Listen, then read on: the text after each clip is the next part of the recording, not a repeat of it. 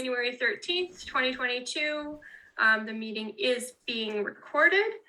Pursuant to Governor Baker's March 12th, 2020 order suspending certain provisions of the open meeting law and the governor's June 16th, 2021 order revising and extending remote participation by members in any meeting of a public body, this meeting of the planning board will be conducted via remote participation to the greatest extent possible. Specific information and the general guidelines for remote participation by members of the public and or parties with the right and or requirement to attend this meeting can be found on the town's website. For this meeting, members of the public who wish to listen to the meeting may do so by following the instructions on the agenda. No in-person attendance of members of the public will be permitted, but every effort will be made to ensure that the public can adequately access the proceedings in real time via technological means. We will start with a roll call vote, roll call attendance. Jonathan Hankin. I am here. Excellent. Pedro Pachano. Present. Excellent. Malcolm Fick. Here. Jeremy Ega. Here. Randy Nelson here. Thank you very much, everybody. We have two Form As this evening. Chris, do you see, I don't have my participants listed. Do we see if there is? Mike Parsons is here. Mr. And Parsons? he'll come in as a panelist now. I'll go ahead and share the screen. Great, thank you.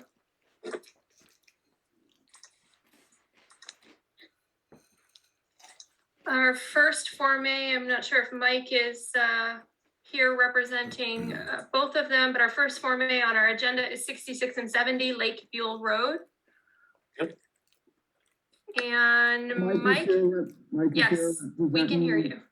Yeah, good. I can't see myself. I don't know why, but I don't need to. And you sound a tiny bit underwater. I'm not sure if you're able to get a little bit closer to your microphone. I can. I'm sure. I don't know if that's any better or not, Randy. Not much. Not much, but we'll listen hard. Okay, well, I don't want to be difficult. That's better. So this is just a rearrangement of a couple of property lines. It was a division that we made many years ago. And we did it at the instruction of the then owner, and it wound up with people owning properties that were in each other's yard. So we're going to straighten that out, and parcel A, which is not a building lot, is going to be conveyed from Weinberg to Behrman, and parcel B, which is also not a building lot, is going to be conveyed from Behrman to Weinberg, and we'll get people out of each other's yards. Okay. All right. So do any of the board members have any questions about this? No, it seems fairly straightforward. I'll move to endorse. Okay. Thank you, Jonathan. Do we have a second? A second. Thank you, Malcolm. So we have a motion and a second. Do we have any further discussion? Hearing none. Jonathan, what's your vote? Aye. Pedro, what's yours? Aye. Malcolm, what's yours? Aye. Jeremy, what's yours? Aye. And Brande's aye also. All right, thank you. The Yeah. second one is 316 North Plain Road, second Form A. Right, this is a property that's owned by Kate McCormick. It's improved with a single family home on it. Now it's about 8.5 acres. And she wants to put the existing house on a 1.4 acre lot and create a separate lot, which is 7.1 acres. It's R2 zoning district. Need 120 feet of frontage, 150 feet of width. For both the lots, we've demonstrated that we've got both of those things, and think it meets the standards to be considered for a Form A. All right, board members, any questions about the Form A for 316 North Plain Road? I'll move to endorse that as well. Okay, thank you, Jonathan. And I'll second that. Thank you, Malcolm. If there's no further discussion, Jonathan, what's your vote? Aye. Pedro? Aye. Malcolm? Aye. Jeremy? Aye. Brandy? Aye. All right, Mike, thank you. Thank you very much. I'll work on my microphone for the next. Okay, it's much better now. Whatever you did is much better. Thank you so much. All right, thanks. Good night. Bye. Have a good night. All right, next item on our agenda, we have two sets of minutes to approve. One is the minutes from our meeting on December 23rd, 2021. Move Do we to have a- approve as amended. Thank you, Jonathan. Anybody want a second? Thank you, Malcolm. Second. Any further discussion? Hearing none. Jeremy, what's your vote? Aye. Malcolm, what's your vote? Aye. And Pedro, what's your vote? Aye. Jonathan? Aye. All right, our second minutes are the minutes of, Are you gonna vote? oh, and I'm gonna vote aye also. I was there, so I will vote aye. And the second item on the agenda, or second set of minutes are the minutes of November 29, 2021. These are the minutes from the joint meeting we held with the select board. Do we have a motion to approve as amended? So moved. Thank you, Second. Jonathan. Thank you, Malcolm. If there's no further discussion, Jonathan, what's your vote? Aye. Pedro, what's your vote? Aye. Malcolm, what's your vote? Aye. Jeremy, what's your vote? Aye. All right, and Brandy votes aye also. All right, Kim, are you all set? Okay, great. Moving on, the next item on our agenda is the short-term rental regulations, continued discussion / drafting. So our meeting of December 23rd, we worked out some draft language, and Chris has had compiled everybody's comments and has provided us with the updated language. Chris, do we have that for sharing? I'm Sure. sorry, I thought I had it on, oh, I do have it on my screen here. Would you like me to share the screen, or would you like to discuss, or? Yeah, so board members, I think our objective tonight is to decide if this is a general bylaw, and if so, let's refer it back to the select board. And if we don't think it's a general bylaw, then we need to decide if we're taking it up further as a zoning bylaw. Didn't town council have a recommendation on that? Yeah, we have had some discussions with council. The draft that's before you tonight is probably acceptable as a general bylaw. So I think you can proceed along that front unless you have substantial changes tonight. But yeah, so I think your task tonight would be to finalize any other changes you might suggest to the select board, and then refer this as a recommended, if this is your recommended approach to a general bylaw, refer this back to the select board for their next meeting. They meet again in a special session next Tuesday, the 18th. So action tonight would be, hopefully we can take action tonight.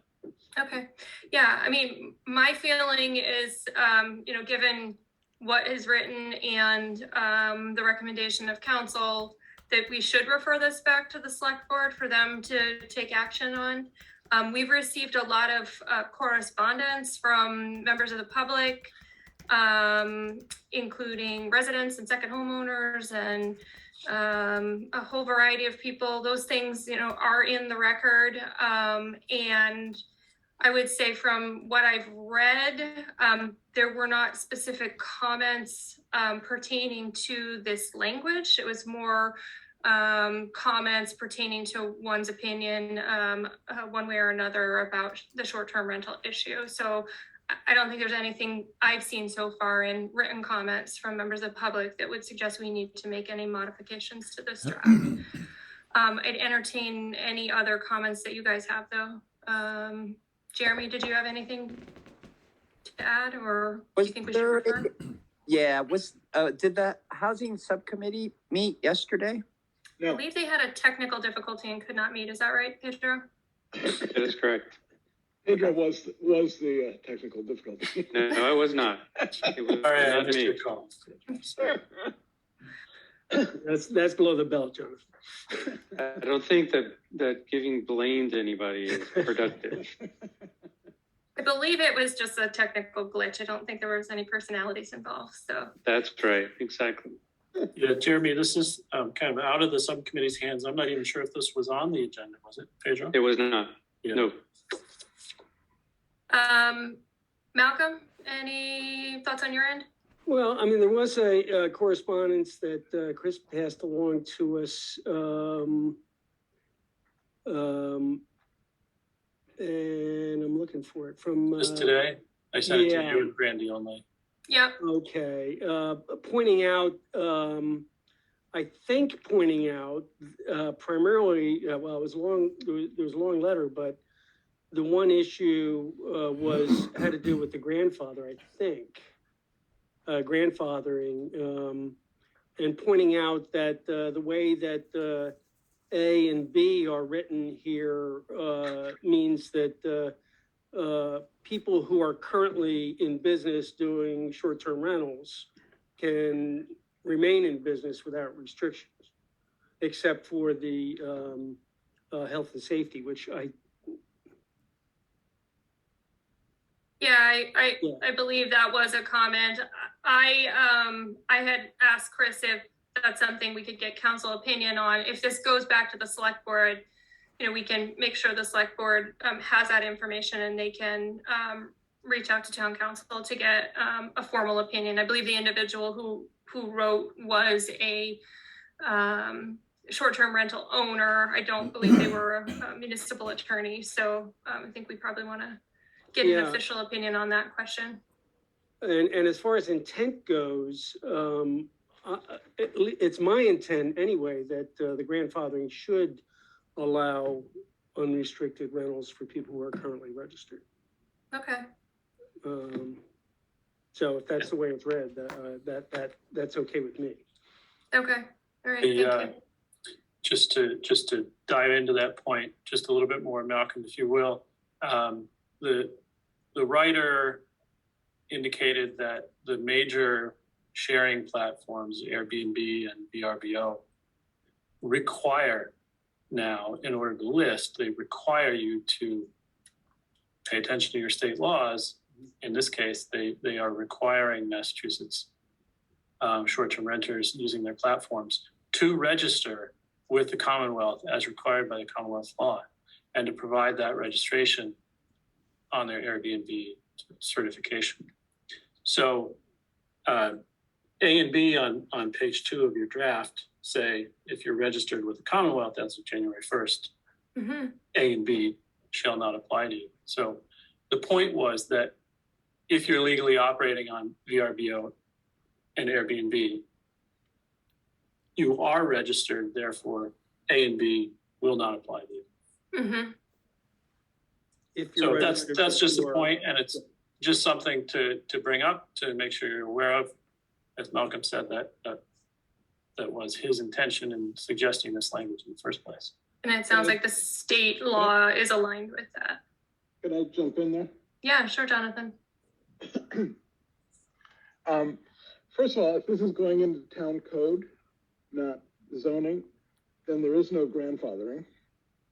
And you're kind of overreaching here to try to provide grandfathering. Secondly, there could be a lot of rentals that are not owner occupied that are registered with the state. And you're giving them a free pass. And to me, we don't need this language. What, if you want to reward people that have registered with the state, then let's just say that they could, waive the initial registration fee or something with the town. But I don't think you have the right, or we have the right, or the zoning, or this has the right to provide grandfathering to something that is not open to grandfathering. I think this is where I would be more comfortable if there was legal counsel giving us that advice, not to disrespect your opinion, Jonathan. And I know you have a significant amount of knowledge. You may well be right that as far as being a general bylaw, I would suggest that if we're referring this back to the select board, we could do it with a recommendation that A and B be evaluated for their, conformity with current governing laws, and that language may be modified to exclude, to allow for an exclusion to existing short-term rental operators. But I imagine there is a legally permissible solution. And also, the way this is written, if you're running a non-owner occupied short-term rental, which is currently, I guess, I don't know if it's currently or whether it's going to be illegal, you're grandfathering them? That doesn't make any sense.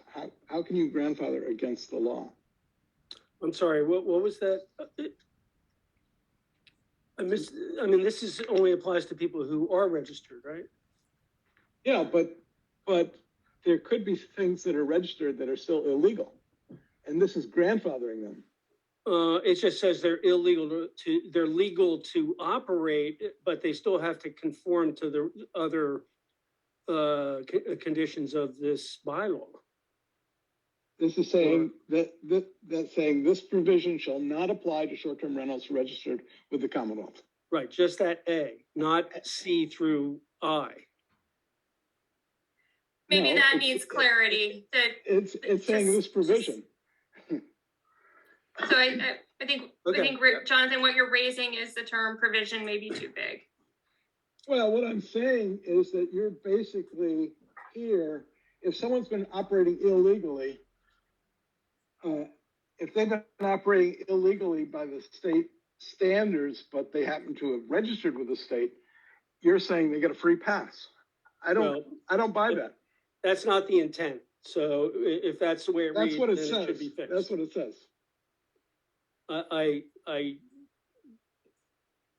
So think it- Jonathan, I disagree with you because I think it would be, you would say something like this section of the code would not apply. I mean, I think we can define what provision is, but I don't read provision as the entire section of the code that's being proposed. I would just put in parentheses after it, this provision, and then whatever the section number is. Well, first of all, you're giving them a maximum of 120 nights. I don't know where that came from. Yeah, I'm not sure I agree with that either, but it's just. It was a point of discussion that you had last time, and you asked me to have some language. It was X number of nights. There was a general consensus to discuss language that allowed second homes to be rented for a certain number of nights per year. So that's what you have in front of you. And if I recall correctly, part of that came from, a discussion we had around second homeowner short-term rentals, where there's a assumption that the second homeowner would want to occupy the space a certain amount of time. Not operating a short-term rental necessarily as a commercial enterprise. But again, this is potentially speaking against the state code. Because the state code says it's not a short-term rental if you rent for 30 days or more. Consecutive. Well, And to a single party. yeah, it has to be rented consecutively. And yes. But Right. the way Okay, that- so Conflict. But this gives them 120 nights with no regulation, and they don't have to meet the building code. No, I don't think that's ever the case. That's a floor, Jonathan. So if they're grandfathered. They're There's, grandfathered if they registered with the state. It doesn't make No, any no. sense. no, the intention here, and maybe I wrote it incorrectly. The intention is that item A. The regulation of item A shall not apply. Just item A. And then for the item B, maximum of 120 nights. Just that shall not apply. Not the entire code. You still have to comply with state building code. You still have to comply with the state Department of Revenue, pay your taxes. It's just these two items, A and B, these specific provisions. So the board wanted to talk about allowing short-term rentals for people who live here in town all the time, primary resident. That's A. And allowing it to some extent for second homeowners, that's B. But not unlimited. So 120 nights is a suggestion. Why would we do that as opposed to minimum 30 days? It is a minimum 30. You can have 120 short-term rentals per year if they're all these different parties. You're conflating the two issues, I think, John. I think the language says that. Okay, I think that first of all, Would I it- don't know, would it I don't know ha- why what you're gaining by offering this grandfathering. Because Let them waive the initial registration fee. If they've been registered with the state, that costs some money or something, but I'd like to answer that. Go ahead, John. Go ahead, I Mark. thought it was fair to grandfather because people have made significant investments in properties that they've bought, under the ground rules that have existed up to now. And we're about to change the rules and limit the revenue that people can make on second homes. So I think that's fair. And I think there may be a little, it sounds to me like there may be a little disconnect between what Malcolm's intention is and what Jonathan's interpretation is. So Jonathan, I think you're taking a broader view in reading this language that the grandfathering precludes the operators of current short-term rentals from meeting any aspect of this proposed bylaw. Whereas I think, and correct me if I'm wrong, both of you, but Malcolm, I think your intention is just simply to allow people who are currently operating short-term rentals to continue with the operation, but not exclude them from the other provisions of this bylaw insofar as complying with building code, paying taxes, et cetera. Correct. Yeah, That's the intention. doesn't work. 120 day cap, right? Yeah, and I'm not wedded to the 120-day cap. I mean, if you think 90 days or 60 days is more reasonable, that's okay too. I mean, 120 days is most of the summer. But Why do we have that in there? Under state law, if they rent for more than 30 days, they can rent for as many days as they want. so, Why would- Jonathan, why I would you regulate? think you're confusing the 30 and the 120. Because state law says that if it's over 30 days consecutive days rental, then it's a long-term rental. It's not a short-term Right. rental. That's to a This is single talking about the party. total number of days in a year Yeah. for multiple rentals. I understand that, but you're grandfathering them something that's potentially illegal. We're not saying that they can violate state law here. right. Well, you're saying that there is no cap. There is no Short-term total rental, days is- cap. short-term rental is still a short-term rental, 30 days. We can't change that. Yeah, that's defined above. Right, but what this does is that you don't have to, you can rent for 365 days. Because if they were registered with the state, this doesn't apply. Yes, Um, I think that's right. I think if it's a non-primary resident and they want to do 365 individual short-term rental days, they could. It's not saying though They can that do it they now. can't. They can do it now. Well, they are doing it now, and Yeah. they may be doing it potentially in violation of the building code. Right, Well, but that but- is not relevant. It's completely relevant. We're not so we've already said that we can clarify the language of this provision, which has gotten you hung up. But we're already saying that we agree with you that the intention of any grandfathering is not to prevent anyone from conforming to building code. I don't even think we could do that, Okay. and I'm sure I don't understand why we're adding this grandfathering language. to allow people who are currently operating short-term rentals to continue to do so, but to provide some modest limits on properties that may be converted to short-term rentals in the future. Right, So it's- remember, one of the purposes you discussed was to try to staunch the amount of properties that are purchased just to operate purely as short-term rentals, i.e. a hotel in the residential zone. So this says you can do it for 120 days, but you can't be a hotel all year round. But why would we do that? Why do we support a violation of the building code? It doesn't make any sense. Nobody supports violation of the building code, and I don't Yeah. think this supports violation of the building code. I agree. I think it does. Jonathan, you haven't explained how this supports violation of the building code, except maybe there's a language that needs to be cleared up, but Item H below says building code. Any residential unit offered as a short-term rental shall comply with all standards and regulations found in the building code. Right, so why are we giving the grandfathering? We aren't grandfathering we're not them against grandfathering building that. code. All right, I'm That gonna end provision this, is I'm not gonna going- end this part of the Yeah. debate, because we're going Thank in you. a circle and we're not making any headway. I think, Jonathan, your intention, we agree with, there's no intention to grandfather anyone from complying with the building code. Zero, or any of the other provisions here. right?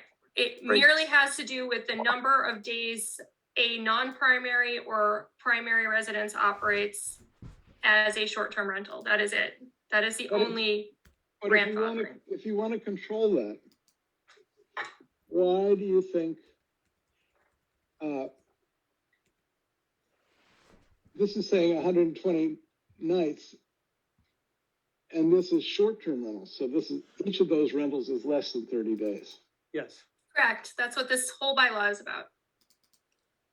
So you could, in effect, for 4 months, rent to a different party every single night. That If is you're non-owner occupied. correct. And, you know, And That registered is- with the state. and what about registered with the town, and what about, Well, we have recommended the select board take up registration at the town level and hopefully they will. Item K is registration. And yeah, inspection. I think that this is badly written. I don't know who wrote it, but it's badly written, and I don't think it, Chris, I It's don't think it's beneficial. badly written.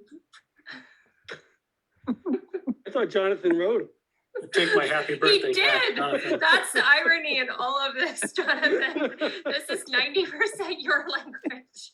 I'm not objecting to the rest of it. I'm objecting to this. I mean, it seems to be. But it you seems think that which the- provision is badly written? Let's clarify that. Subsection, this provision. So, I don't okay, know why so can we added get, can we get back to like the brass hats or brass tacks part of this?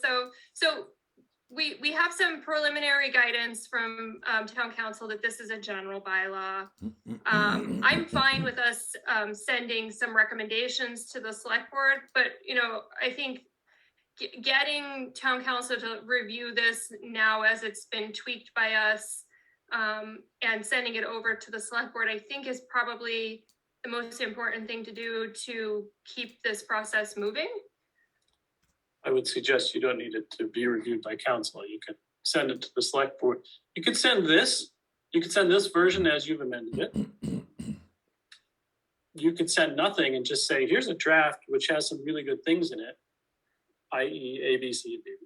I'd rather send this since we But spent it two won't go to full town meetings. council before, it won't get to town council before the select board season on Tuesday. So That's understandable. that responsibility of vetting it with council will happen after the select board takes this and any other recommendations and writes their own. So do we have a motion to refer this draft Wait a minute. bylaw to the select? Wait a board? minute, can we discuss the bylaw? We I mean, there are other- spent there- all there- of the last meeting discussing the bylaw. What new provision do you believe needs to be included, Jonathan? There are language changes. A- You At wanna the hear them, or request do of you- this, at the request of this board, there are language changes, yes. No, Jonathan's got some suggestions. You've got some additional changes? Do you not want to hear it? Do you want me to sign off? What do you want? What do you got? I'm putting it in your We hand. want to hear it, Jonathan. Is it other than the provisions A and B? Is Yes. it outside of that? Okay, Yes, go ahead. okay, starting, on page 1, the definition of operator. I would say an owner and insert or tenant of a residential unit. Because elsewhere we say that tenants, with the permission of the landlord, have the right to do what the landlord has the right to do. Very Okay? Okay. And you make, Hey, may I make one suggestion? Can we say authorized tenant? I don't have a problem with that. Or you could say legal tenant. Also, under inspector, you refer to it as the inspector of buildings. On the town website, he's called the building inspector. So I think we should be consistent. And say building inspector. And then, under applicability on the second page, any applicable regulations of the building code, I would insert building and fire code. Those are two separate codes. And Okay. they both have to agree. I'll skip my complaints about the others. Under H, under requirements, I would add fire code, building code and fire code. Under I, short-term rental, subject to the owner's approval, not total owner's approval. Although I'm all in favor of total approval by the owner, but. All the owners.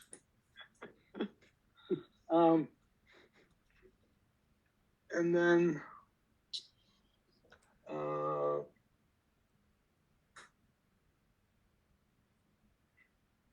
Okay, there's another building code and fire code addition. yeah, and in J, it says commercial meetings and uses are prohibited in short-term rentals. I would say, add to that, in residential zones.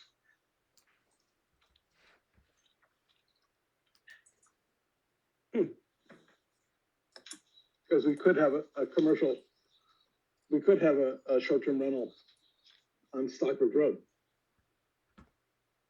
Right, or even downtown. Yeah, and K, add fire Mm-hmm. for that. And then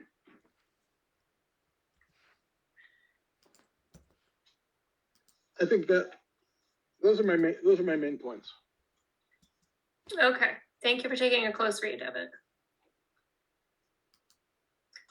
Pedro, did you have any additions? No? You're muted, okay. Malcolm, No.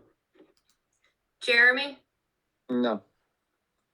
So may I go back and solicit from the board a motion to refer this draft bylaw back to the select board? Brandy, will it go with notes too? We certainly can provide I mean, like, either the minutes from this meeting or We some won't have the minutes thoughts in or time, so- recommendations. Yeah, if you have thoughts, you should state them now. I mean, mainly I was thinking the, like the intention behind the, non-primary residents that are already in, operation as of, January 1st of this year. Mm-hmm. Um, I'd be happy to make some commentary to Steve about that. Yeah, and neither Brandy and or I can attend the select board meeting. I will be there anyway. I would like to attend. I unfortunately have 3 meetings that night already scheduled, and I don't know how I'm gonna get to all 3 of them. So I'd be happy to carry your comments along verbally if that's okay. Thank you, Chris. Yes. What was your comment though, Jeremy? Well, I mean, I think it's what people said, but I mean, I don't think we want to penalize people that, you know, have businesses in place and, you know, have financial agreements and things that they have to meet. And so that they're not, you know, when this would come into effect, they're, like if they were to eliminate that part, so they didn't have to like immediately sell their properties or turn it into whatever. Anyway. I think that's fair, actually, but Okay, I do see one audience member's hand raised, Chris. And you know, we are in the discussion section. Actually, did we get a second on a motion? Did we get a motion? no. No motion yet. No motion yet. We're still discussing. I move to forward this for consideration by the select board with Jeremy's comments. All right, thank you, Malcolm. Do we have a second? A second. Jeremy seconding. Eileen, you put your hand down. Do you not want to speak? You do want to speak. Okay. You don't. I It's down can't now. tell. Your hand is up. Hand is Like down. your cat. We'll unmute you, Eileen. Eileen, your phone's unmuted. Go ahead. Give Eileen a moment. What is it? *6 to unmute your phone, Chris? Right. *6 to unmute your phone, Eileen, if you wanted to ask a question. Or you can email me. Oh, okay. I thought I was already unmuted. It's very confusing. Right. Under operator, Yes. I have a radical change to suggest. Okay. Now says an owner of a residential unit that seeks to offer. Would that be changed to who, since it's not the residential unit that's offering, it's the operator? Sure. Busted. As Jonathan did that. Thank you, Eileen. Actually, it's probably Lee's language. I don't know. Was there anything else, Eileen? Nope, that's it. Thank you.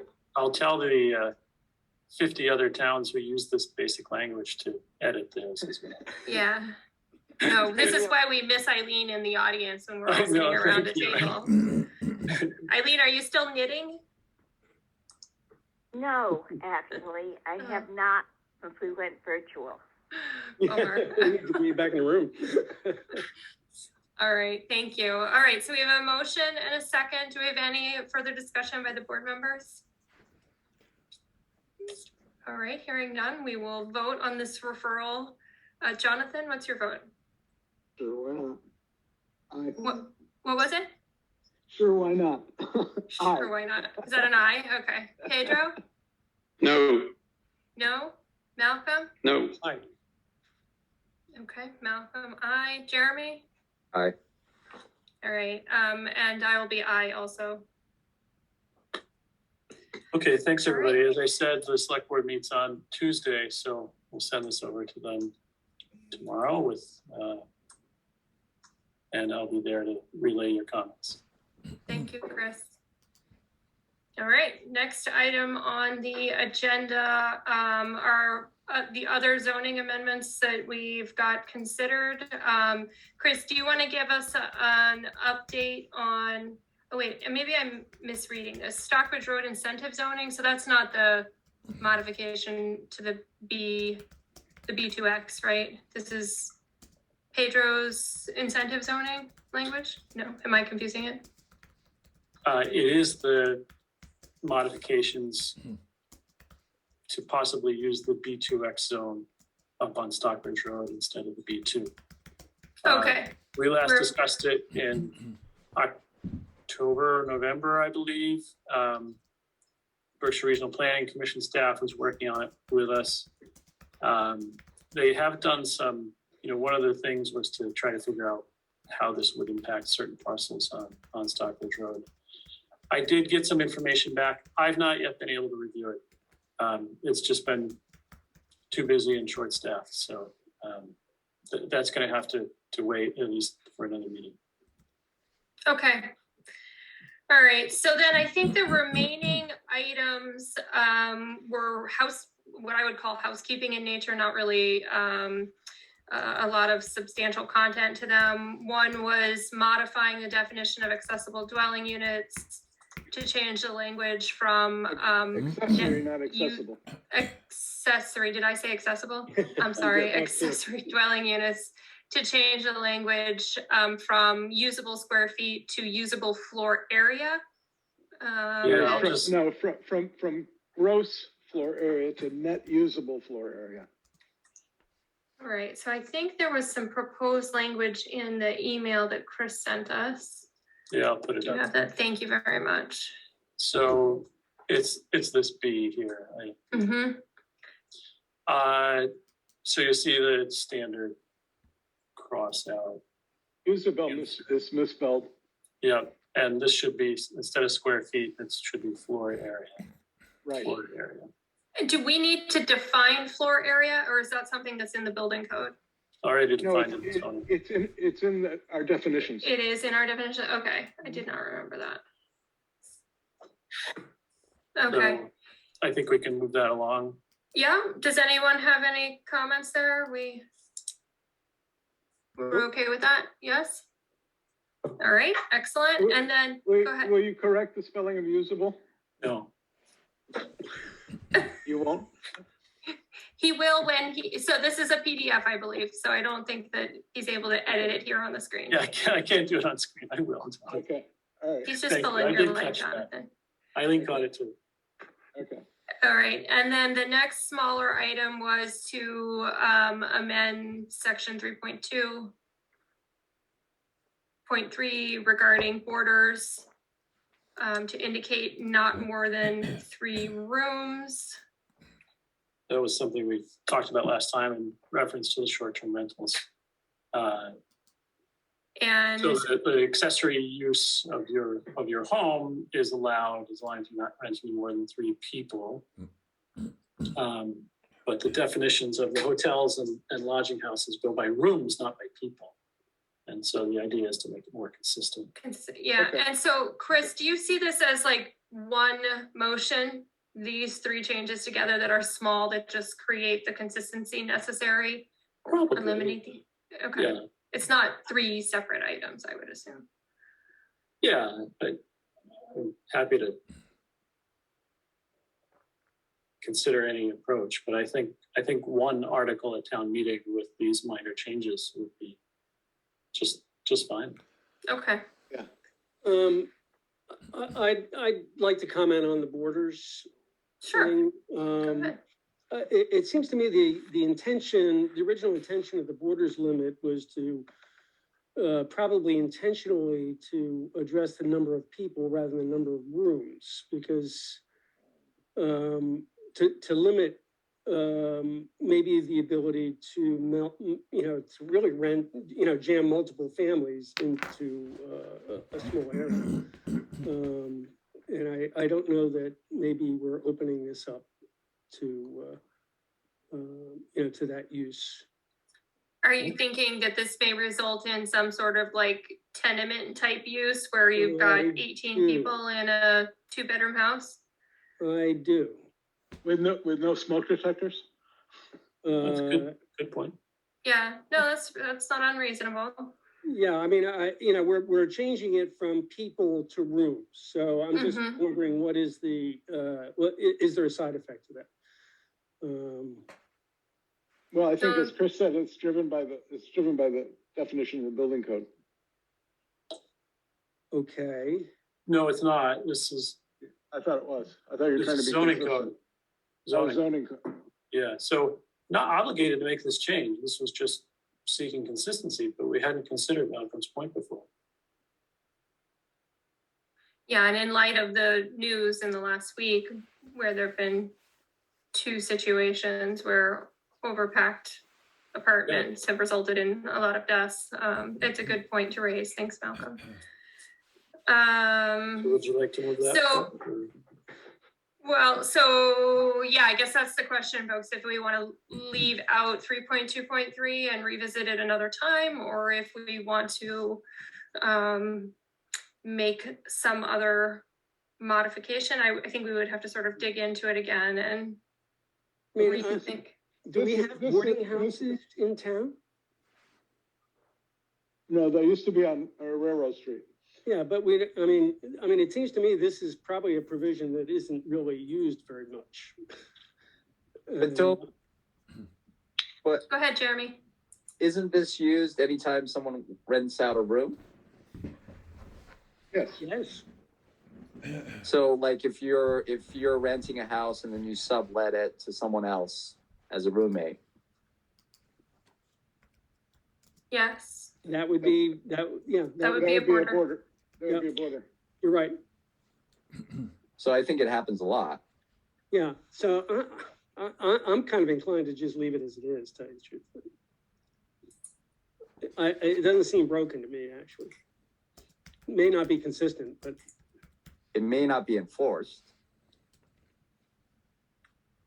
which is a different issue, but So it's under the section for accessory uses. so And the it's by original right. language said the renting of rooms or the furnishing of table board by a resident family to not more than 3 roomers or boarders is permitted, provided that no separate cooking facilities are maintained. And we were trying to align some of the language that's also in section 716, permitting lodging houses or tourist homes for transient guests.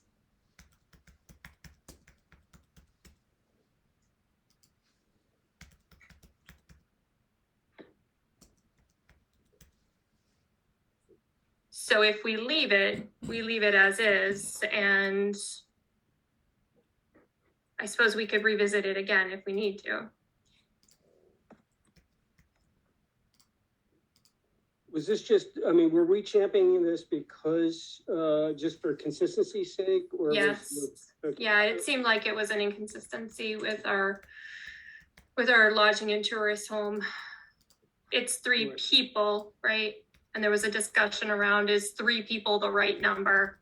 What if you have a 5-bedroom house and it's just, you and your wife living there and you want to rent out your 4 rooms, your 3 rooms, 3 of those rooms, not more than 3 of them. Right. Well, I happen to think that, boarders are different than guest houses. We don't have a definition of boarder in the definitions, Malcolm, if that's where you were going. Yeah, I'm looking. Well, this is the definition.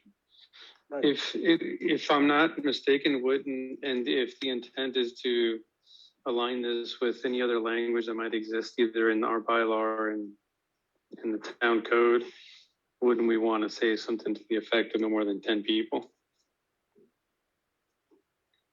Doesn't the short-term bylaw that we were just looking at say no more than 10 people or a certain amount of rooms, or whichever is less? Well, But tourist home. This is not short-term though.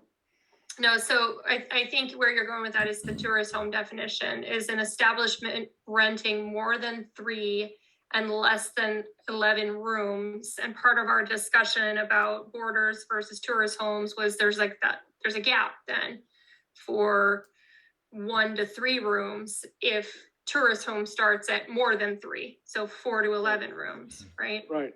That's why I think this is a good change.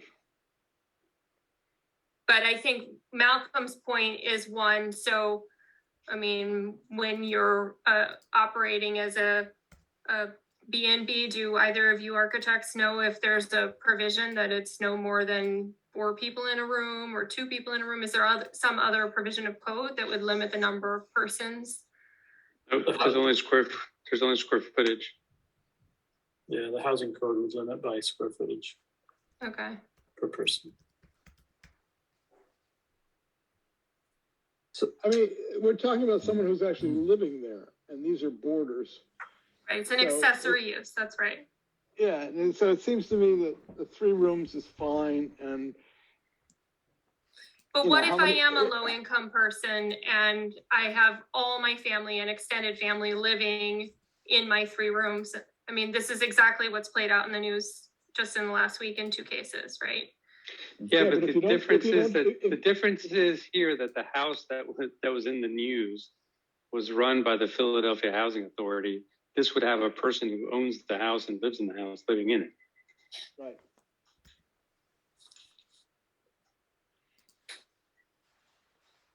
And also, if they're not charging rent, they're gonna put 100 people in there. You know, if the house is big enough. Extreme example, but okay.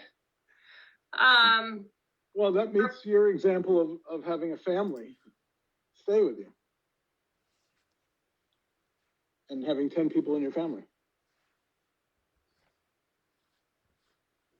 Yeah, I mean, I just, if my, my in-laws and my siblings needed to move in, it could be Yeah, I've 25 got- people.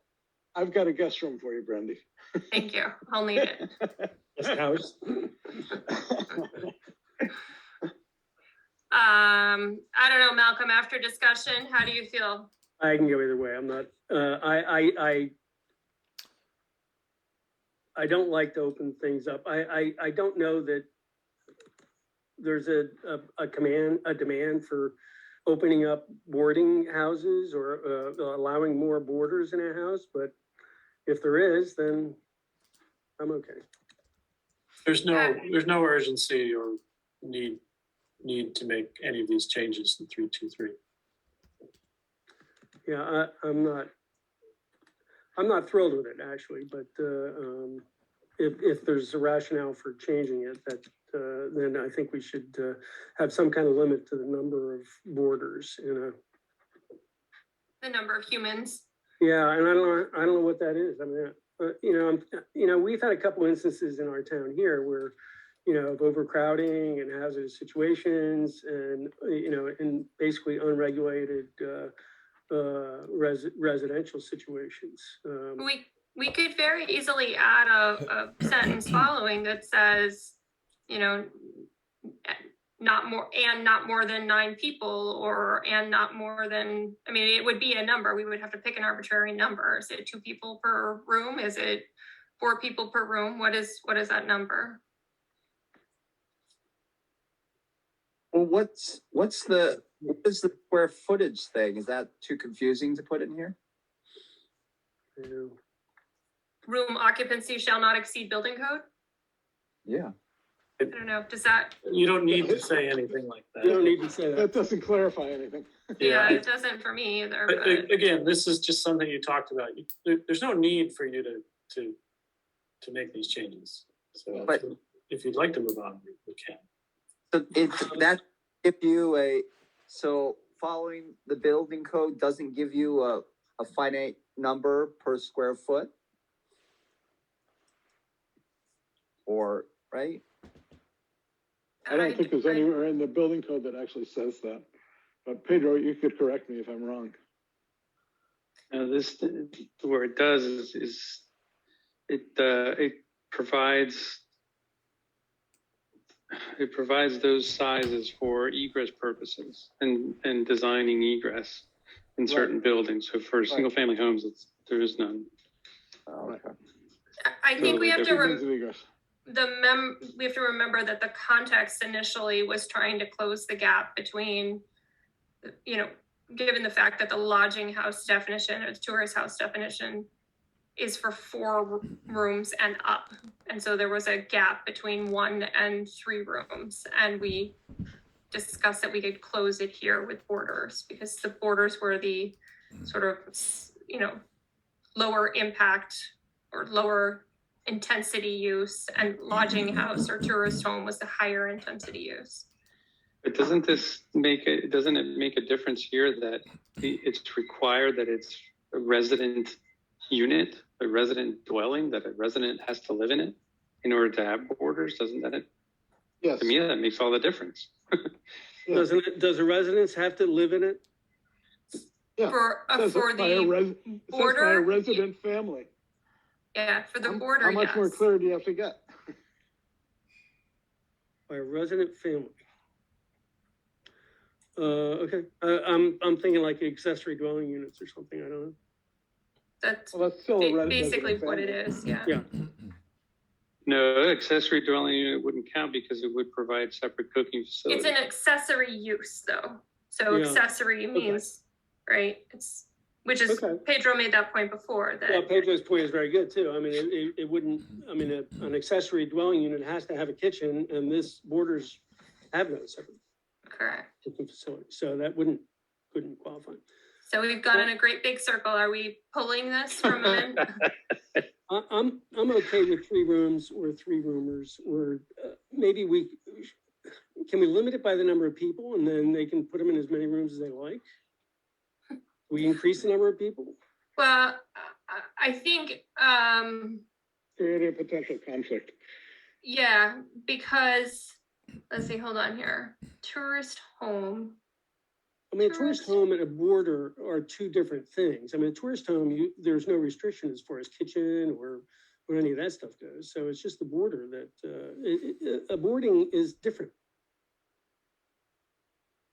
Yeah, I agree. then It's let's totally leave it different. out. We'll leave it as is. So you don't, Yes, I mean, it's a resident family, but a resident family doesn't owner, right? Resident family just means whoever is occupying that house or unit, Well, that's a right? good point. And so, I mean, I think it's different because of the liability. You know, I think a resident family is gonna think of it differently than, you know, if you actually own the place. And so I mean, I don't know if it's so bad to put a limit, like a They per may be room. the same, they may be the same thing, Jeremy. The resident family may be the owner. No, Well, it may not be, right? but or it may just, not be. no, I get that. I just, you know, I mean, it's just different kind of pressures. And so, you know, so I'm trying to think of the scenario. So if I'm a resident family in a unit I'm renting, and I have 2 extra bedrooms, and I want to make them available on Airbnb, and I have my landlord's permission to do that, those would be borders by this definition, right? mhm. And Uh, so, yeah. so Jeremy, what So concern? Brand, if I can interrupt and Sure. ask a question. So if you were that person under that scenario, would you want 5 people living in each bedroom? Well, I think as the occupant, I would say how many people I would rent to, right? So if there's a queen bed, 2 people, maximum 2 people, And they're sharing your kitchen. right? And they're probably only there short term. And you have 1 bathroom. Yeah, I was a resident boarder in college, so I know all about being a resident boarder. I would not elect to have resident boarders in my house personally, but, Exactly. all right, so, I mean, we're still bouncing around on this. Are we gonna leave it out and leave it as is? Can we- You know, the only people that it hurts right now really are people who have 4 or more bedrooms available. That they want to rent, Mhm. Yeah. and then they can go into short Should we term, wait until we get a It's not a big deal. tidal wave of public comment on that and then address it at that point in time? Yeah, That's my that would be fun. Okay, let's do that then. So Chris, can you pull this section Yep. amendment to 3.2.3 after all of that Yep, discussion? yep. But if you get a tsunami of comment letters, can you forward them to us? And if we need to rethink it, we will. Of course. Thank you. All right, so that would leave just the ADU language tweak that we just discussed and Seven, the two below there, seven and the sixteen two below, title yeah, 716 and 11. and the lodging house definition. Those are pretty straightforward. I think. Go forward with those. Any commentary, board members? No. I Okay, Good do, I do changes. I do have another change that we have to make, that we've talked about in the past, which is the common driveway. oh, yes. That is not zoning. Oh, that's right. Yeah, every time we raise this question, Jonathan says common driveway and I say yes and Chris says it's not zoning. It's a, But we have to change it. We So, already did. We already finalized proposed changes. you did to the select board, and so it'll be on the warrant? Well, it hasn't been transmitted to the select board yet. Okay, so you've done the changes, and it will be in the town code, and it will go to the select board to be put on the warrant. Correct. Okay, all right, I just wanna make sure, I didn't wanna fall Yep. through the cracks. Thank thanks, you. Jonathan. Anything else, board members? Okay, so set a public date or set a date for a public hearing? Chris, did we want to do that for the first meeting in February? No, Second Looking- meeting in looking February, at March. March, first meeting in March? That'd probably be fine. Reading Chris's notes, it depends on when Kim's vacation schedule. I already discussed that with Kim, so she's good. Yeah, March 10 or March 24? We actually have 5 Thursdays in March we could choose from. Kim, you might want to go on vacation this weekend. Yeah, St. Thomas looks pretty good today. Yep. March 10th? March 10th, the date, Great. we'll set that as the date for the public hearing. Done. Okay, works for me. Excellent, thank you. All right, then, so that's our, Before you leave that. Yeah. So when do all the zoning changes have to be finalized and sent to the select board? 2 weeks before that, right? No, because you gotta advertise it and everything. Right, 2 weeks. No. So we No. usually send the changes to the select board to consider at their Ah. first meeting of February. So that would be, they would receive your correspondence in order to act on Valentine's Day, February 14th. So you can send them a Valentine with your sent zoning, with love. zoning and general code changes. So we'll draft a letter. And, Thanks. So and, we have a month. and so then they send it back to you. And then you have to advertise. Correct. And that gives you enough time. Yeah, it does. Okay. If they get the letter out quickly. Yeah, it used to be more difficult with the Berkshire Record, but all the advertisements now are in the Eagle, so it's easier to advertise and have plenty of time. All right. And you do have on the agenda for members of the public that don't have the agenda in front of them, that it would be the items we discussed tonight, plus the floodplain overlay that we had reviewed previously. Is that right, Chris? Plus. Right.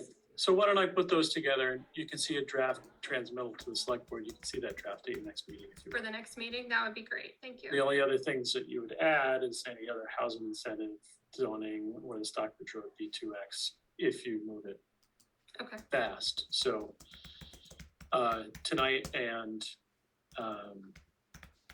your next meeting in January, sort of, that's the end of your window for zoning, okay. pretty much the end of your window.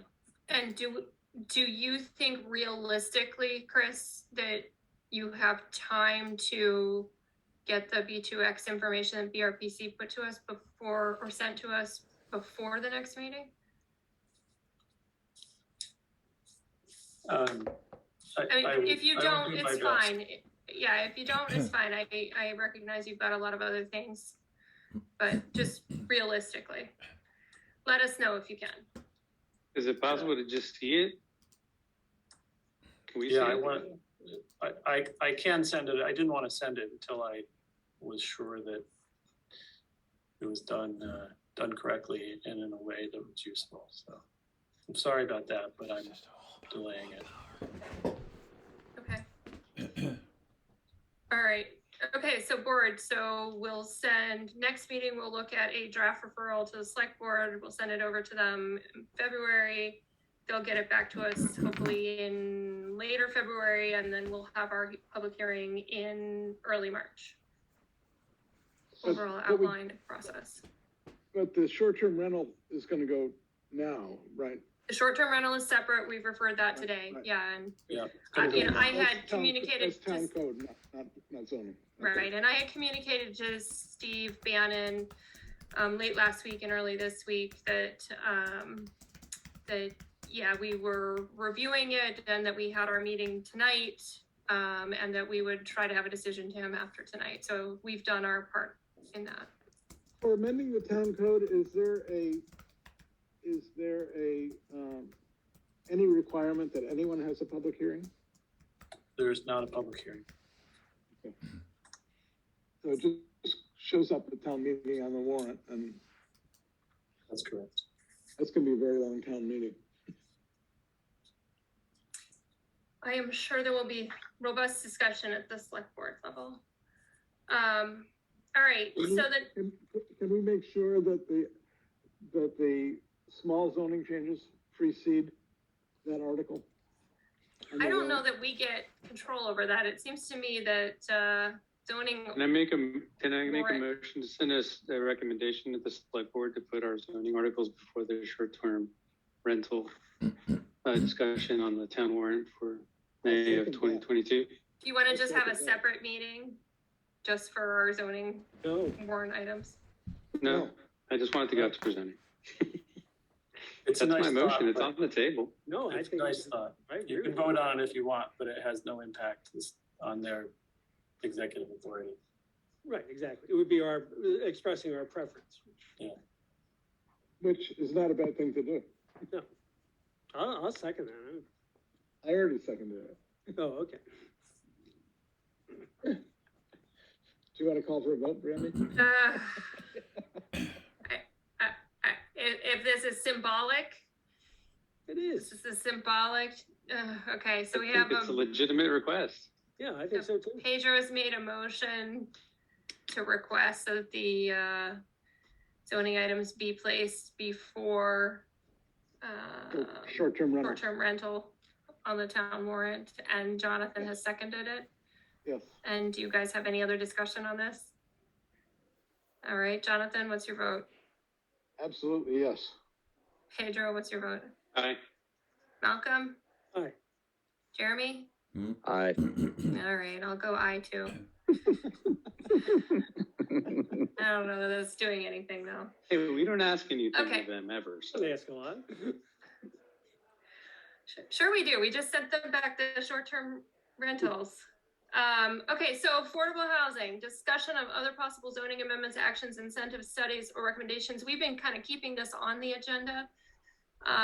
In part, you know, this was where our discussion around the recommendations we sent 3 meetings ago regarding, regarding the registry and the short-term rental impact tax being taken up by the select board. I guess I just wanted to see if there were other actions or incentives or items that I know everybody's been doing a lot of research that we think we should refer to the select board relative to affordable housing, or Pedro, if there has been, you know, anything out of the affordable housing subcommittee that is another approach that could be taken. Well, not to be obnoxious, but it's a housing subcommittee, and I try to make it plain that what we're focused on is housing, not just affordable housing. Sure, that's fair.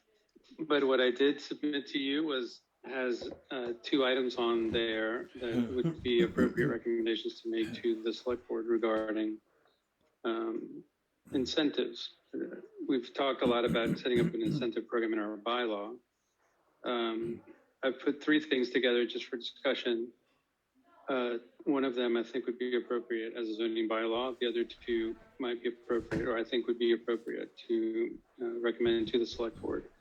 One of them would be a tax abatement for units, either new or used, that are renting to families making up to 120% of the area median income.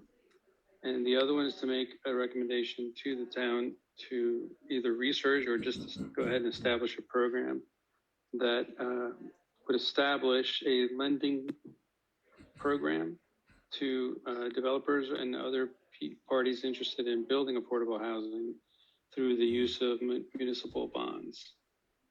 And the purpose of that one is the recognition that financing is likely the most expensive part of any development, whether you're a homeowner or a multifamily developer.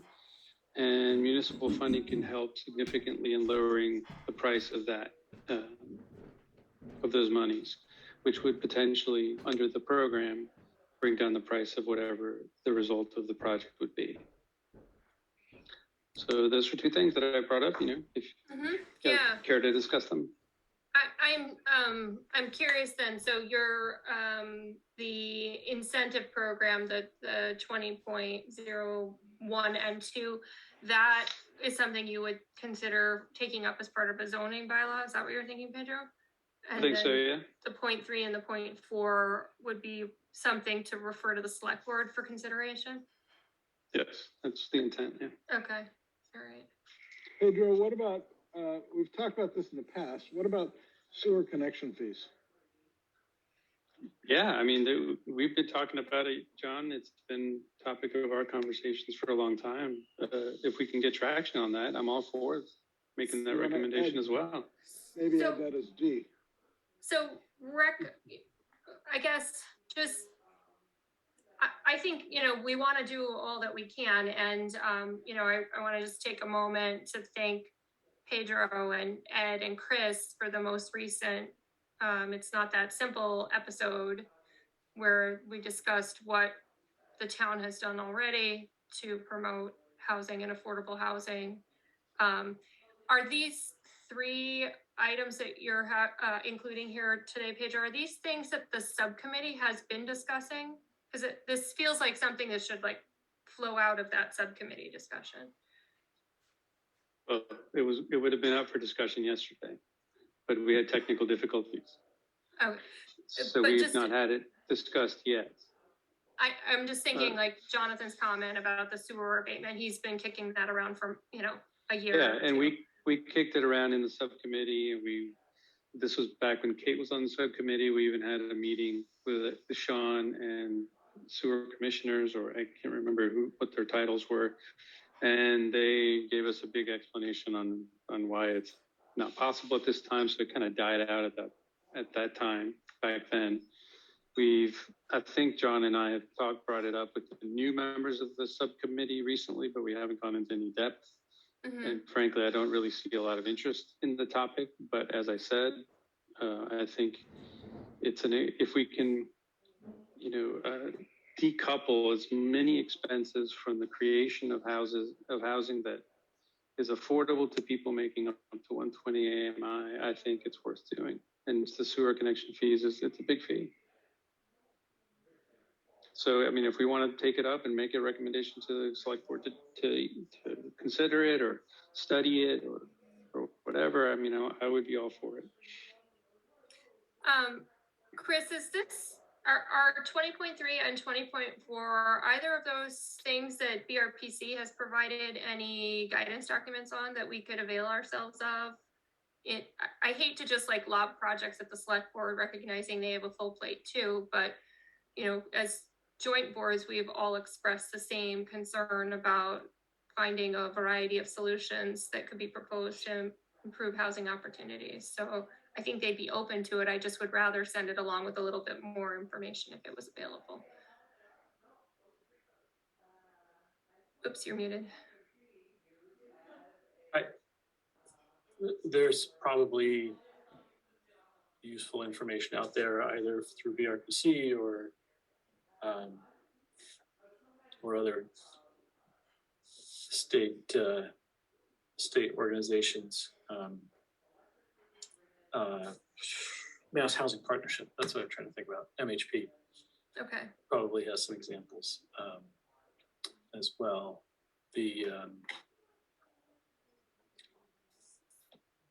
The tax abatement deferrals program is, probably needs a lot more discussion at various boards, and probably some state legislation to move forward, which is fine.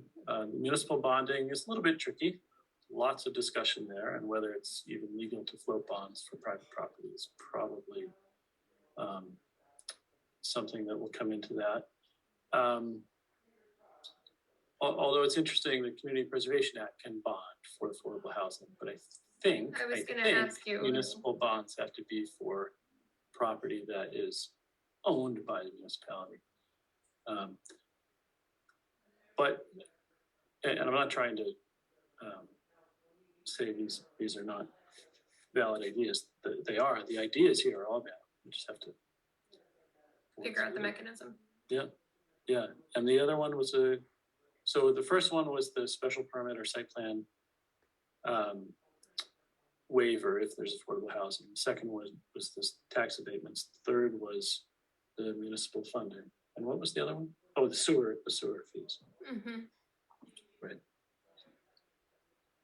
And these are things that, the housing subcommittee could talk about, the planning board could address, the select board may want to address, the Affordable Housing Trust Fund, the trustees may want to discuss this. And when I'm with the Housing Trust, we do, pull in expertise from Mass Housing Partnership too. So that's another body that can fund housing and run programs and tap into expertise. Don't forget about the Housing Trust. It just has to be at 100% AMI or below, not 120. I think it might be less, but Chris, is that right? Is it just up to 80%? The Housing Trust goals are to meet 80% or less. But Yeah, that's what I thought. But what about for CPA funds though? 'Cause CPA is 100%. That's right. So Yeah, and I don't want to get too far down in the weeds. These are all good ideas. The question is, what's the right forum for exploring these in a little bit more detail? We could have a special planning board meeting in the spring to talk about these. We could have a special affordable housing meeting. We could invite the trustees. It could be a joint meeting of several boards. But I think for these monetary ones, we would need some kind of guidance. We can seek technical assistance from MHP and Berkshire Regional Planning Commission. If you want to proceed that way, we could. Yeah, I like that idea, Chris. I think there's a lot of smart people that have been doing a lot of thinking about these items. We've kicked them around very, very conceptually. And Pedro, thank you for taking the time to compile them here. But it does seem like this is going to need to be a divide and conquer kind of effort. So could I just ask? Yeah. Could I just ask, Pedro, Malcolm, are you aware? I haven't seen Berkshire Regional issue their DLTA solicitations for this year. No, it's still, they have not issued it yet because they still haven't gotten the final commitment from the state. Yeah, this would be a great DLTA project to seek assistance from regional planning to help us with our housing goals. I already floated it to Tom today. I had a meeting with them before this meeting today. We were chatting about it. Wonderful. Okay, I like that idea. I'd like to just mention a couple of things that, the way we talk about affordable housing, is it's kind of established, I guess, the tone that we take to talk about it. What I've come to realize really is, it might be interesting to think about it in this way, that what affordable housing actually does is that it takes housing out of the rat race to the real estate market, right? So if we can think about incentives that we can create with that in mind, like how can it be decoupled from the vagaries of the market? Because if you think about, housing has really, in our society, has two roles. One is the basic one, to shelter us, which is almost a human right, some people would say. And the other one is a form of wealth creation. And the two are diametrically opposed. So if we can think about those two, that fact, instead of just thinking about the need, I think maybe we can get creative with it. I also, Brandy, if I could just mention about the other item that I put in this, that would be a zoning item. The reason why the special permit and the site plan review moratorium is proposed is that if you think about it, since I've been here for the 7 years that I've been around this planning board, we've only lost, the only thing that really has killed any kind of housing development in town has been special permits. So what happens if we just have a moratorium for 5 years? And as I was talking with somebody about this today, if we had those 50 units that were going to go up over at the Mahawi Triangle right now, like how would that have transformed the town? How many employees or how many businesses would be searching for employees, or how many seniors who wish to downsize would have been able to find a unit in that building, right? So it's not a forever thing, and it doesn't have to be 5 years, but what happens? Would we get projects? Would those projects actually get built? Would the housing, shortage that we are experiencing in the town be ameliorated significantly in that period of time? I don't know, but I think it's worth thinking about. Pedro, Mr. Correa, why is the restriction to districts that have multifamily or mixed-use development allowed? Well, because what I'm saying is I'm not asking to change zoning. I'm not asking you to allow, big multifamily or mixed-use projects in the R2 or in the R4. I'm just saying wherever the projects are allowed to be built, if they're allowed to go there, let's just let them do it by right for 5 years. See what happens. Jonathan, did you have something to add? Well, yeah, I just wanted to correct, because the one on Maple actually got a special permit. And then the deal fell apart. So that didn't have anything to do with the special permit. I think Maple, but I think Pedro, What? you're saying Mahawi, right? Or Yeah, Manville? that's what I'm talking Manville. about. The only housing that has not been allowed to go through has been not because of our process, or not because anything else stopped it except a challenge to a special permit. And since site plan can also be challenged, that's why I included it. But the Manville this would not address the Manville project. Why? Why not? Because it wasn't 100% residential. It had to be, it had to have a commercial component because of the zoning. Right, but that's I not the think- reason it didn't go up. Okay, Are but you, I'm just saying this moratorium as it's phrased here they couldn't use that. are you? They could use it now though, because we changed the zoning. No. No. I think there's a disconnect here. I think what Malcolm is saying is that he's reading 222A as the building being 100% rental dwellings, Residential. right? But Pedro, I think you're interpreting it as 100% of the units would be rentals, right? But it could be a mixed-use building. I think the Yeah, Manville project was sure. a We mixed can. use. I get what you're saying. The language can be Okay, I understand your intent. can be adjusted. That's The intent, yeah, it's the intent. Okay, Okay. yeah, it's Thank you. the intent.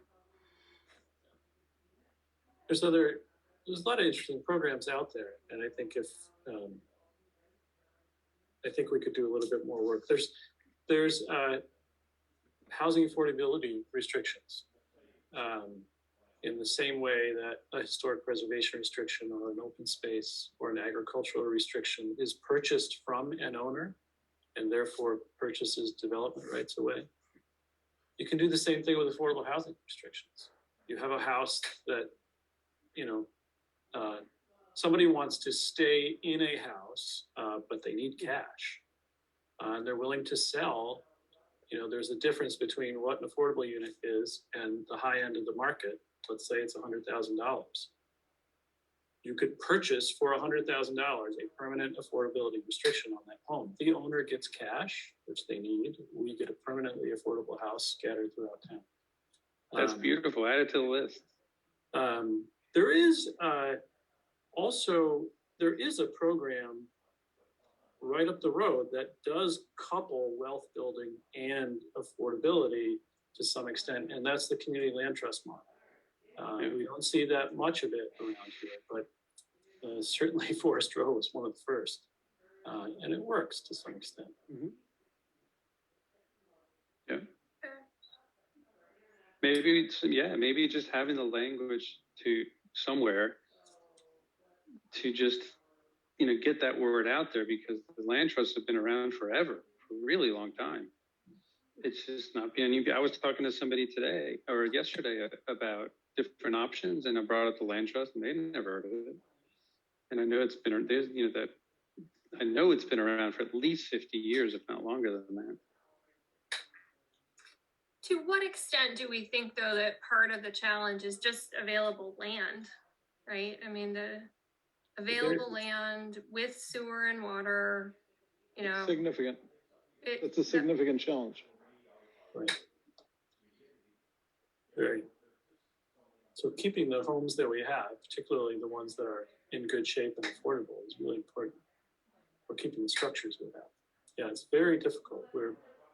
We have very limited geography and limiting geography.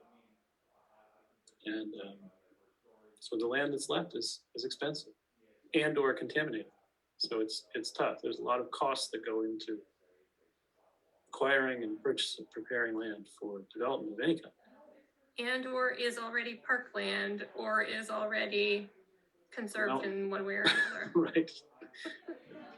A floodplain, whatever. Yeah. Yeah, we don't want to put anything in floodplains. I'm not with climate change. So, okay, all right. So yeah, let's see. It'd be reasonable to take this up maybe in April, Chris. Well, let's leave it on and maybe we can have more discussions at our next meeting. Okay. I think if we keep it on the agenda, it'll certainly keep it in my wheelhouse. Okay, great. So, But since all of this has to do with the select board, is there a reason not to forward this to them so they can have their discussion? I guess Good job. at the outset, my suggestion was, if we could send them something with a little bit more flesh, rather than, us doing some research and them doing separate research, it just seems inefficient to me. So if we were going to refer something, I'd prefer to refer it with a little bit more content, not just like a random concept. Hey, think about this and think about this and think about. Is there a joint meeting in the near future?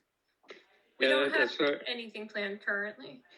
To Jonathan's point, we don't have the resources to provide those, that research, but they've got Chris and Mark to do it. Chris is pretty amenable to helping us, but right now I think our priorities are getting ready for town meeting, so I don't want to lose focus there.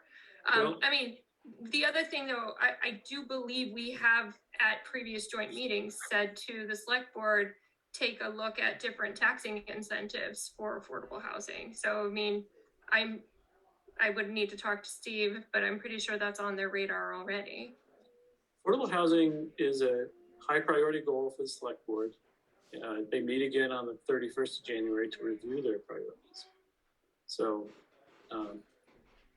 I'd be happy to update the board at that time, about this conversation and the fact that this board is thinking about some options, and maybe we'll be seeking some technical assistance to flesh out some of these concepts.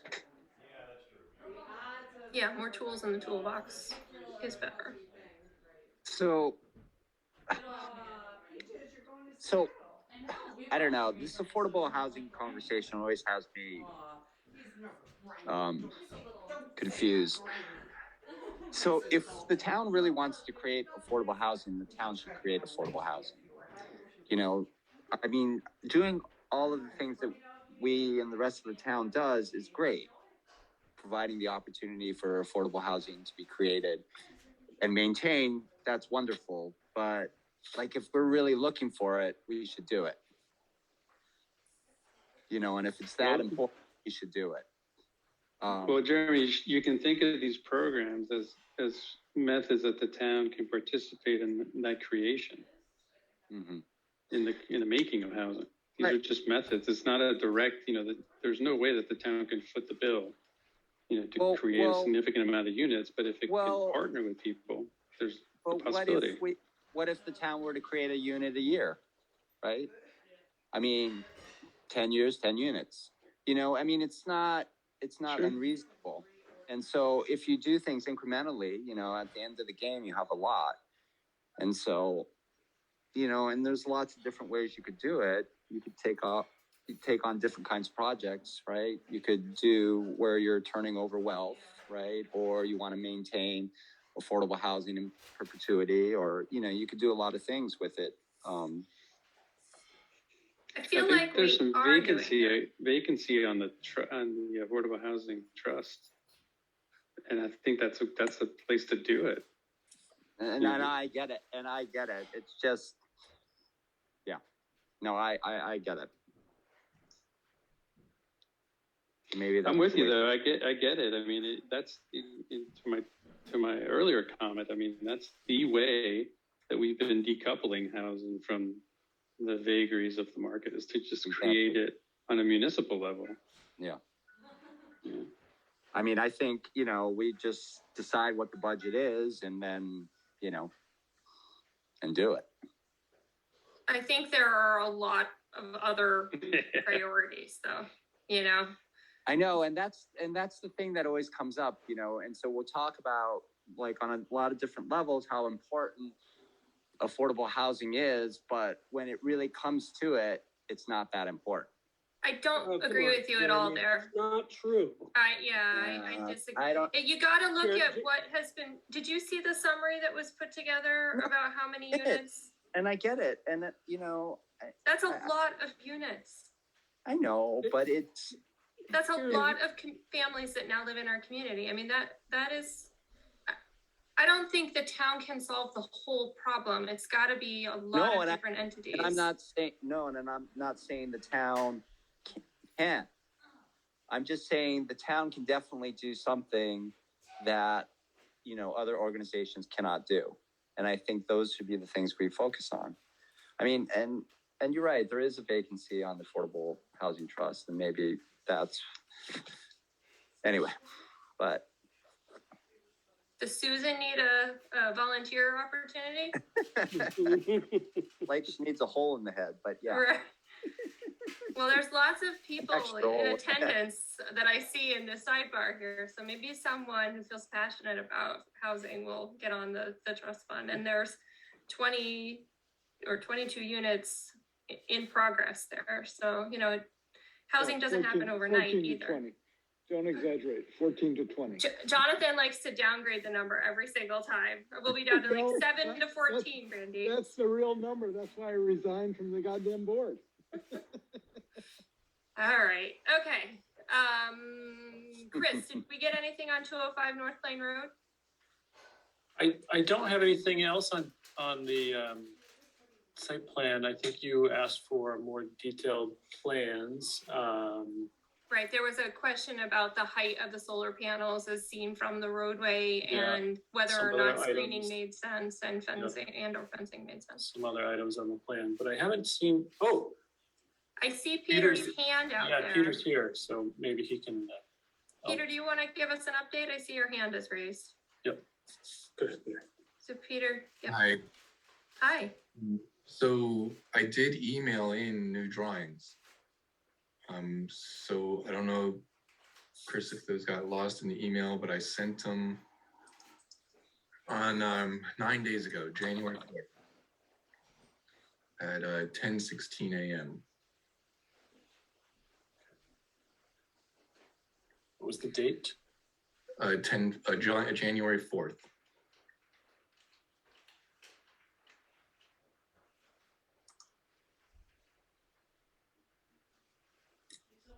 It probably has that .org email address. Peter, if Chris is able to find them, we can look at them. If not, we can work with you to get them in again and take them up at the next meeting. Yeah, I mean, or there was specific questions, I can answer some of those questions based on these drawings. They're, Yeah, usually what we try to do is get things 3 or 4 days in advance so that the board members individually have time to review them. I don't Okay. have it, Peter. that is- Sorry, I don't have that's it. strange. Okay. I'm Yeah, sorry about that, Peter. okay. Can you call Chris tomorrow and work to get them in, and then we'll absolutely take it up for the next meeting? Yeah, I'll resend them right now, and maybe when you get a chance, you can just let me know if you received them. Yeah, I'll confirm it if I receive it. Okay. Okay, Great. I guess Again, what's the date of apologies. the next meeting? The The next 27th. meeting. So, did you hear that, Peter? January 27th? 27th, okay.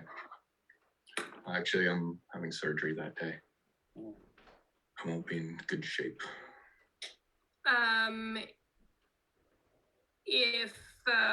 Is there someone who can represent Yeah, I can, you? yeah. If your installer can represent you? Yep.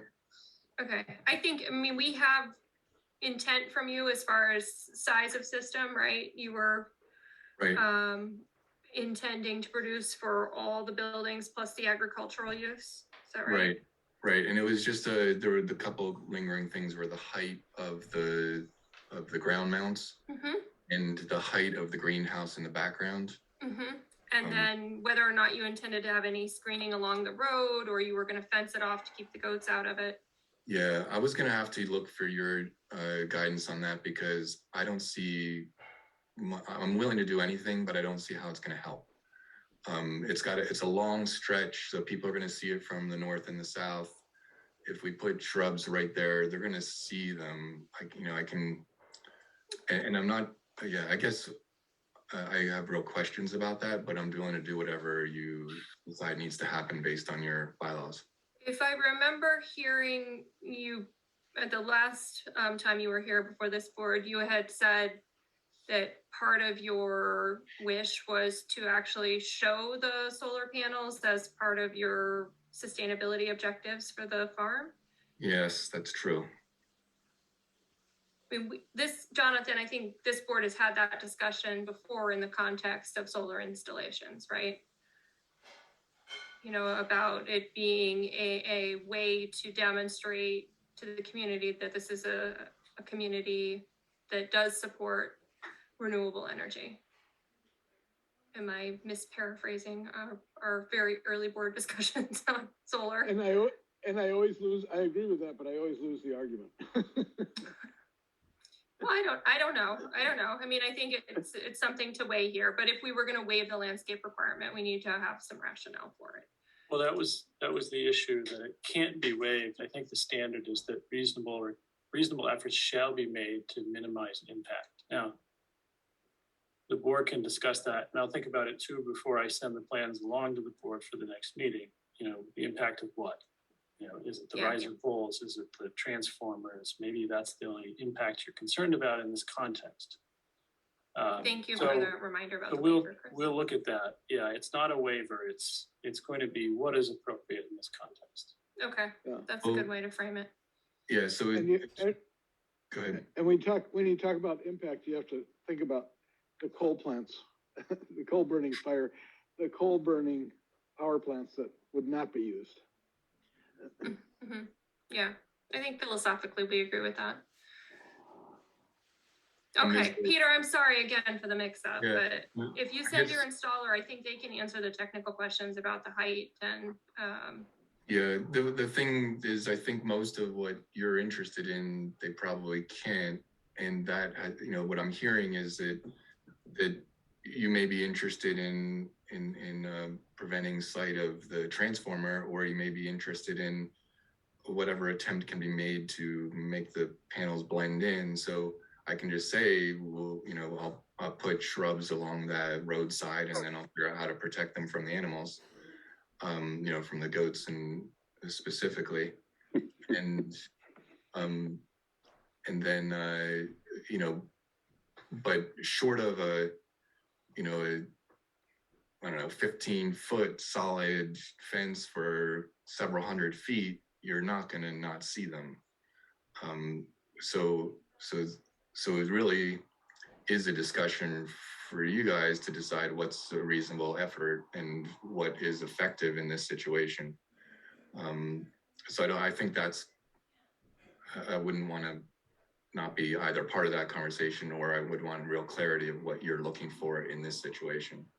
from a scheduling standpoint or your process with your installer, is it problematic for you to come back on February 10th instead of the 27th? I guess we'll have to do that. It's just, you know, then we still have other permit challenges to get through, and then I'm gonna get into another season where we could actually get it done, and I don't want to be stuck waiting for permits. Can the board offer any guidance now on the screening that you might like to see? I know you don't have the plan, so you can't see the panels in context with the other greenhouses and barns and structures, but can you offer some general guidance that you can use to put on the plans? Yeah, I mean, so what they did in the drawing that you had from last time, there's some shrubs placed along the ends, basically the roadside ends of the panels, because the road's going north-south, the panels are facing south. So there's shrubs on that roadside end that they can, you know, certainly can be planted. And if that's what works for everybody, then that's what we'll do. Can I jump in, Brandy? Go ahead, Jonathan. Yeah, I would just suggest that the intention is really not, it's to reduce the visual impact. And it's not to screen them effectively. It's really, you could, you know, by planting a beautiful magnolia tree or something, you could divert the attention a little bit. So people see them, but that's not what they focus on. And I think that's an easier solution, and it's a better solution. Because I don't think there's anything that's, you know, patently objectionable about solar panels. I think it's the wave of the future, and we have to get used to it. And you can protect one tree or a few trees from goats, hopefully a little bit easier than a shrub row. Right. Right. So I'm happy to put some trees in. We just need to decide where on the drawings it's effective for them to go, whether that's along the fence line near the road, or if it's actually right by the ground mounts themselves. Obviously, we don't want to shade them. You don't want to shade them. So can I make a suggestion, board members, just in consideration of an application we had recently where we had a Route 7 landscape requirement and some challenges with some screening. I think what we ended up allowing in that instance, and correct me if my memory is serving me wrong, but we basically gave them a numeric quantity of a certain type of tree to install and said, install these trees and, you know, make sure they grow and replace them if they die, but you just need to put in 7 trees, 8 trees, whatever the number ended up being. Would we want to think about something like that in this case?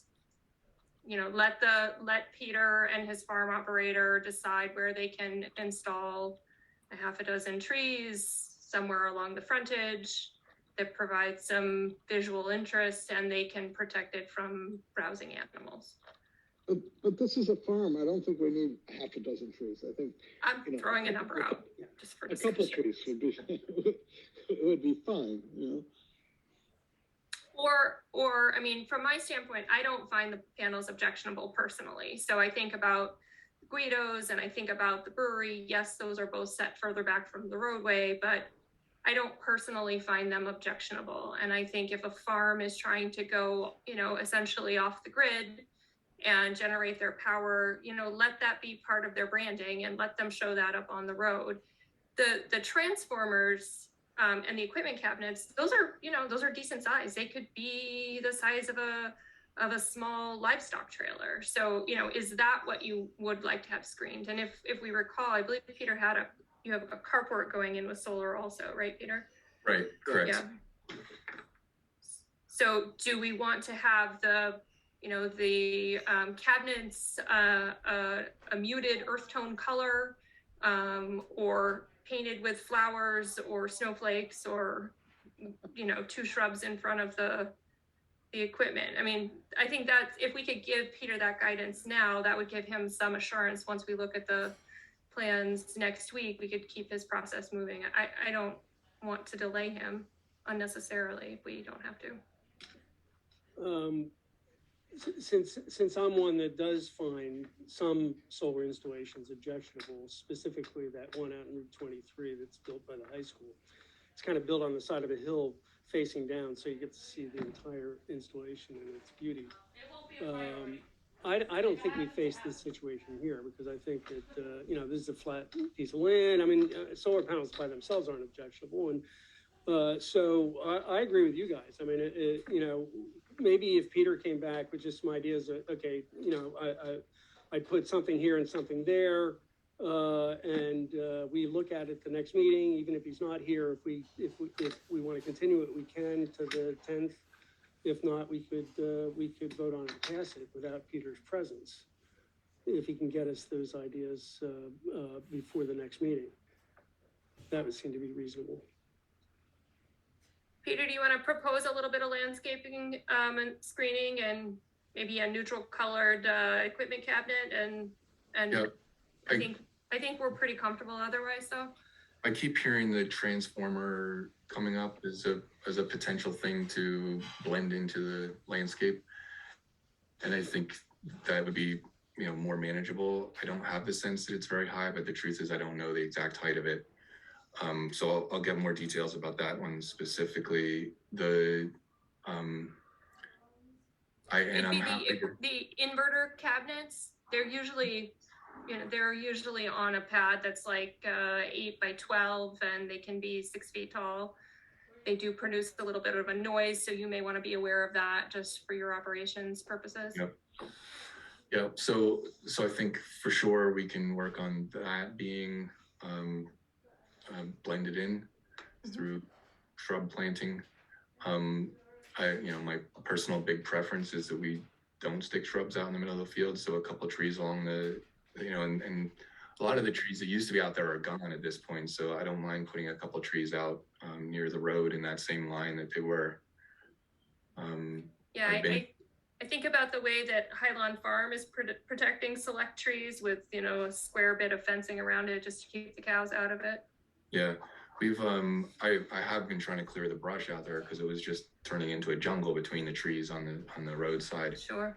So in some ways I've taken away the blind that we did have. Anyway, so I'll try and I'll get you already have, or you will have, when Chris receives them, the documents with the heights for the ground mounts and things like that. But I'll get something specific about the inverter transformer and propose something specific about that blending in. I'm not sure what else I can. I think that's it. That's it. Okay, great. Thank you. Okay, Yep. thanks so much. And I will say it would be great if you could, if you do get to talk about it and move forward with it on the day that I'm not going to be able to be there, the 27th, that would be great. So you're comfortable with us making a decision with your representative there? Okay. Yeah, keeping it on the agenda. Yeah, no, we were happy to do that. And it'll be recorded so you can listen to it later. Yeah. Okay, thanks. It's compelling television. I did just get a message that the transformer is National Grids and it's an inverter rack mounted, or the inverters are rack mounted. Oh, okay, that's good to know. you know, So I'll look for your email, Peter. I don't see it yet. I will confirm it. If you don't hear back from me, that means I haven't gotten it, so. that is so strange because I just sent it again 13 minutes ago. Okay. I will deliver it by hand. Okay, sounds good. Or send it to Rebecca if she's getting your emails. I don't know. That's fine too. Yep. Okay, I have a different address I can send it from too.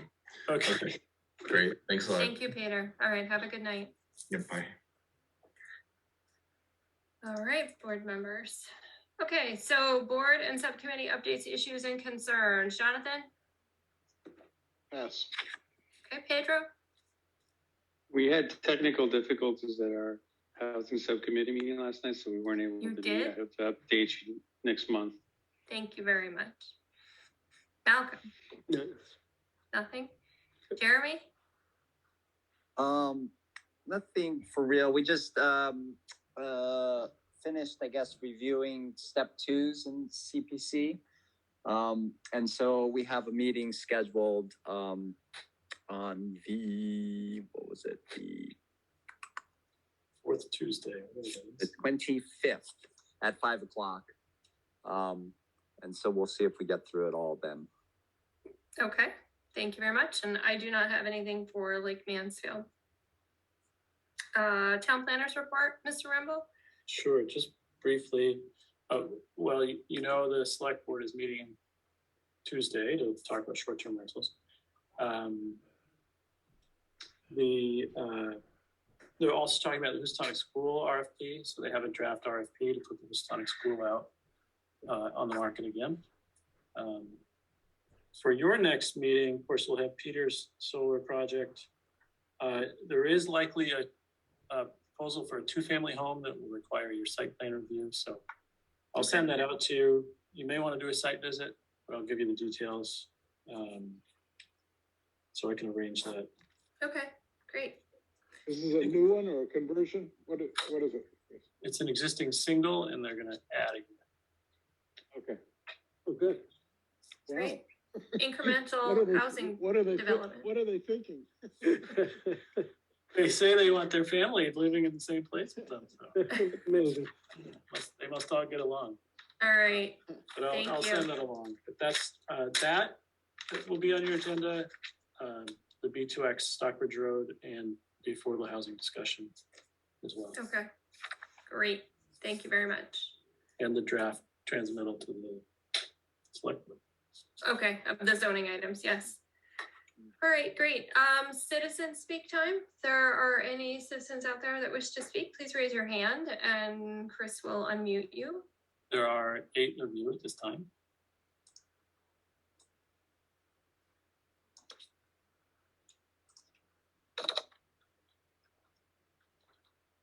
All right, seeing no hands raised, we will adjourn at 7:53.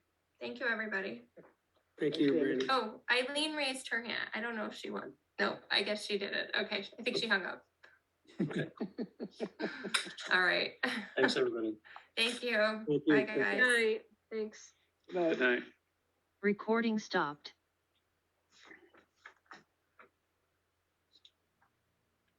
Chris, can you get those minutes to the select board?